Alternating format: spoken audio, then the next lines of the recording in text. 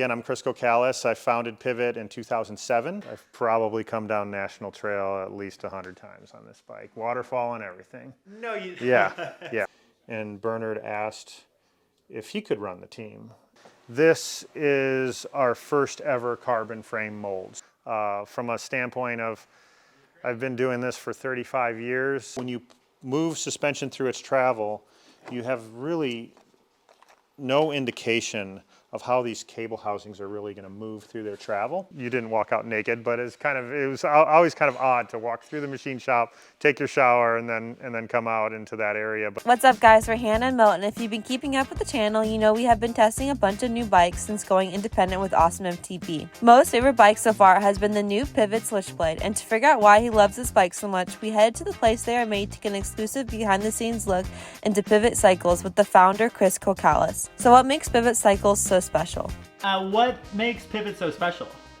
I think it's because we deliver on what we say we're going to do. If we say a bike's going to do something, you can go witness those same values on the trail as you're riding. The passion for not only the industry but the product. The culture, the people, the product. Everyone here is very like-minded and very hardworking. How much we care for the industry, like we're really sticking to staying with shops and not trying to go direct to consumer. Our quality control is a lot higher than others. We have a 29-point inspection, and they all got to pass or we're going to fail it. We just make the best bikes there is. Like these guys talking about, very hands-on QC process. Just the quality, the attention to detail from the ground up. The people here are awesome. The owners really care about us. They take care of us. We just had a food truck outside. I think probably the biggest thing is that we do a lot more hands-on. Don't do as much like boxed items. Yeah, I'd say what really makes Pivot stand out is our attention to detail and our quality control. Definitely, I think we're top-notch and really leading the industry there. Being an engineering-first company. One of the things I think for us is that we don't compromise too much. We really, really push as far as we can into performance, and we'll make whatever sacrifices we need to make the best bike that we can make. My name is Aaron. I work at Pivot. This is the quality control area. Hi, my name is Ethan, and I'm a customer service rep here at Pivot. I'm Tyler Ritz. I'm the global marketing manager at Pivot Cycles. My name is Daniel Lindberg. I am the forecasting planning product guy. My name is Tiffany, and I am the athlete and brand and merchandise coordinator. My name is Vincent Kennedy, and I am an accounts payable specialist at Pivot Cycles. My name is Taylor. I'm also quality control. Hi, I'm Jacob, and I am the final QC and assembly technician. My name is Ryan. I've worked at Pivot a little over 8 years. I do sales. My name's Kyler Morrison. I work on EAV. I'm an e-bike technician. I'm Ken. Everybody calls me Kenny B. I'm like the old guy here in final assembly. I'm Dayton Nesselbush. I'm a production engineer. My name is Zach Grenling. I'm an engineering supervisor. My name is Kevin Taishu. I'm the head of engineering here at Pivot. I'm actually one of the founders of the company. I've been here from the beginning. What's up, you guys? My name's Cocalis. I'm the founder of Pivot Cycles, and we're going to give you a tour. So we're here at the headquarters. This is our lobby. Again, I'm Cocalis. I founded Pivot in 2007. Owned a company called Titus previous to that. We were a high-end company at Titus, had done a lot of things, built a lot of bikes for other companies, and we were a custom builder of titanium bikes.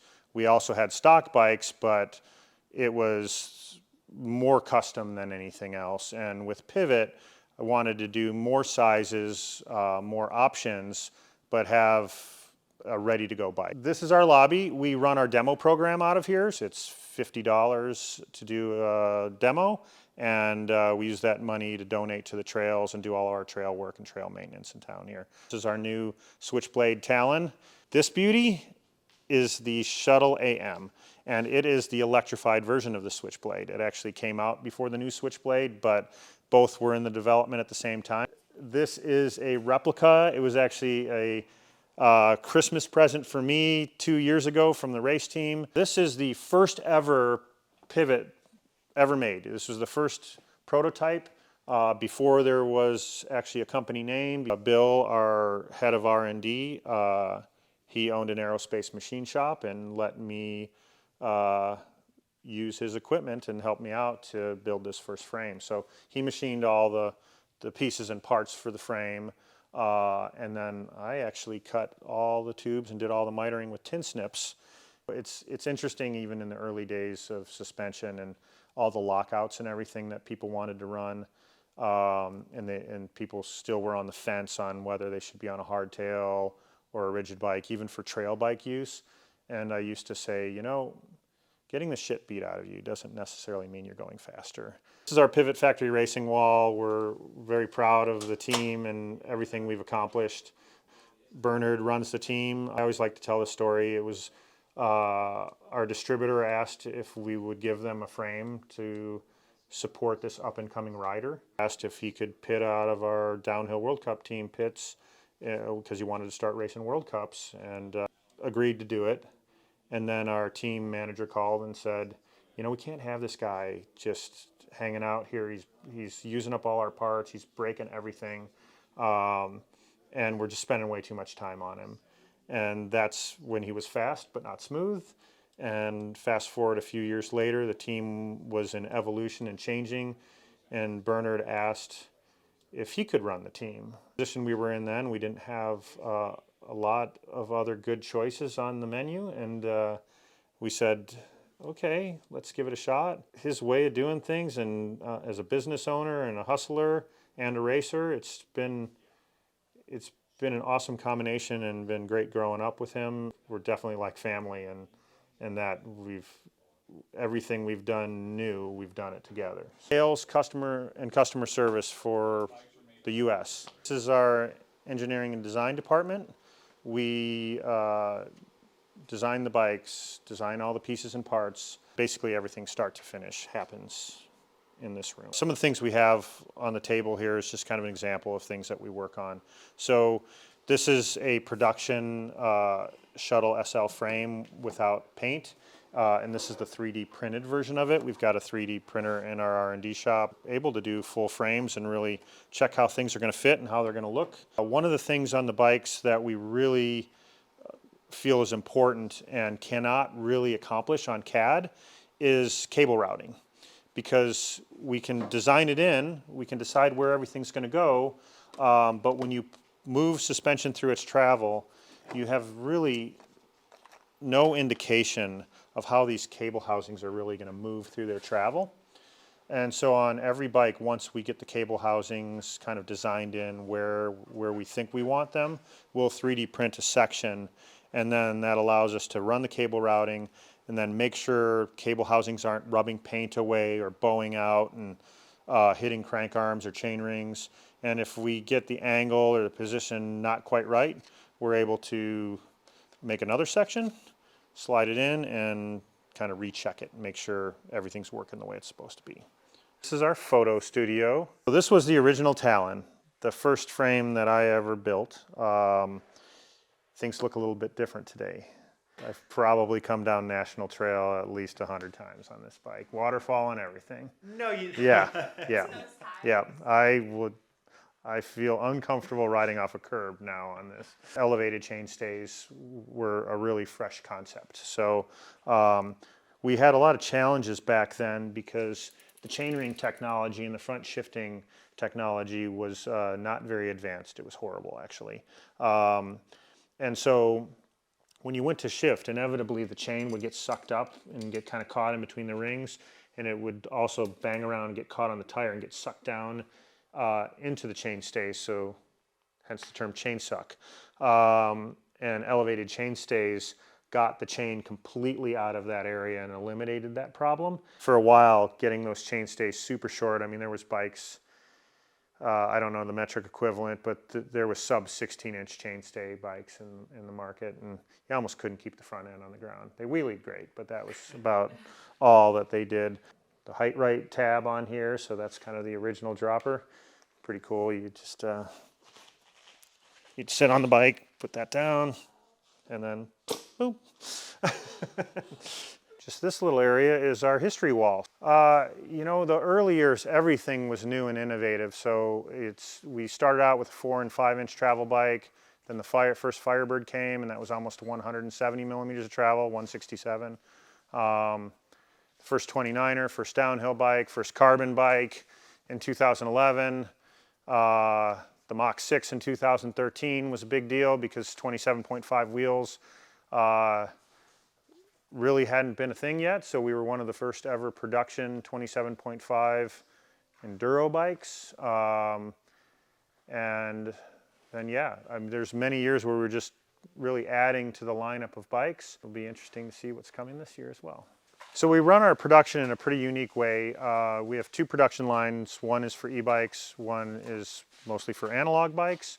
And our analog bike line is really a just-in-time type production. So orders are coming in all the time. Our picking team is pulling all the parts and picking everything and putting them on the shelves.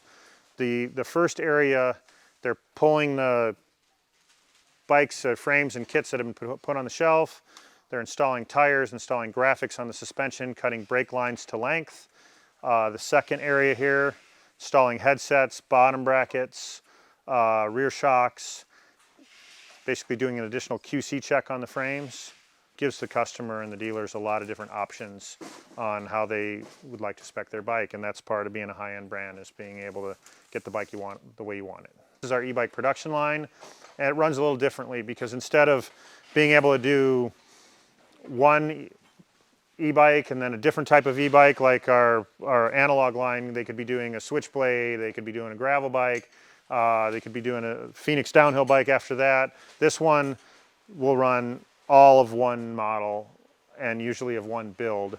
We can do about 27 e-bikes a day on this production line. Yeah, we're about 60% domestic, 40% international, but we also have Pivot Germany. So we do all the same bike assembly and everything that we do here in Germany as well. And we have our warehouse there.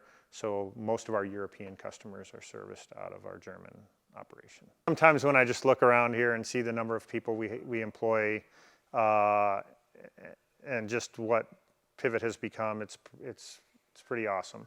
From a standpoint of, I've been doing this for 35 years and grew Titus to be really a much smaller company than what Pivot is. We surpassed what Titus was within the third year of Pivot, and we're now at almost 17 years for Pivot. I think it's impressive what we've been able to accomplish. And why do you think it worked with Pivot and not Titus? Oh, it was working with Titus, but we really focused in the early years on OEM production. So, I mean, we built team bikes for Le Mans and bikes for Diamondback and sold rear triangles to anyone who would want to buy a rear triangle from us, from Dean, CSIP, lots of companies. And that was our initial focus. But we were growing quite a bit. And then I merged the company with another company because I really thought that was the best option to grow further. And it turned out to be not the best option. So kind of Pivot was a bit of starting off again with where I left off with Titus, and yeah, we've been able to just step by step grow it from there. Our old building, we had one shower and it was sitting in the middle of the machine shop. So if you finished a ride and went and took a shower, you were basically walking out into the machining area, everyone looking at you as if you didn't walk out naked, but it was always kind of odd to walk through the machine shop, take your shower, and then come out into that area. But with this, we have an employee entrance. Everyone's got a locker. We've got 4 showers, employee bike parking. We have an employee commuter program so they can earn employee purchase dollars credit towards new bikes. This is Pivot R&D. Cool things when you first enter. This is our first ever carbon frame mold. So I forget what year at this point, but our first ever Mach 5.7 carbon. This is an example of our carbon fiber prototyping with aluminum lugs. And so this was actually a downhill frame that we tested. Here is our 2 3D printers back in the lab. Bill, our production manager, R&D manager, has built both of these printers in-house here. This is the area of R&D where we actually do our carbon molding. And this is Dustin. He is making some chainstay, actually some seat stays right now, making the seat stay part of the downhill bikes. Previously, we did all of our prototypes in aluminum. And to machine all the aluminum parts, weld the aluminum bikes, send them off to heat treat. It took a lot of time, and the bikes actually, you could get it kind of close to what a production bike would ride like, but you never really can have that exact same chassis feel of carbon fiber. And with this, we can actually get the chassis flex and the overall feel of the bike. With the downhill bike, we're within 2-3% of the same exact head tube, bottom bracket, all the stiffness numbers that we are with the current production downhill bike as well. So this table here is a CNC carbon cutter. So the carbon fiber sheets get laid out and a program gets entered. Things like a monocoque front triangle, like say a Trail 429 front triangle, has more than 500 individual pieces of carbon fiber in it. And having a machine like this to be able to lay out all those patterns and nest them so that you're not wasting material is a big deal. Yeah, 56. almost 56. Nice. Coming up on that. What keeps you going? I'm really love the technology and the new stuff. I'm always amped for the next bike. I love to ride. I live for the ride, but I'm just such a tech geek that I always want to make it better. Every ride I'm on, no matter what, I'm just thinking about like, oh, this could be better, that could be better. And Kevin's the same way, and we just really are on rides when we're together. It's really just a nerd fest on like, well, what if we did this? Well, what if we did that? And so that's what keeps inspiring me and us to continue to do cool stuff. Thank you guys for visiting Pivot HQ. Check out our website, pivotcycles.com, and thanks again for visiting us.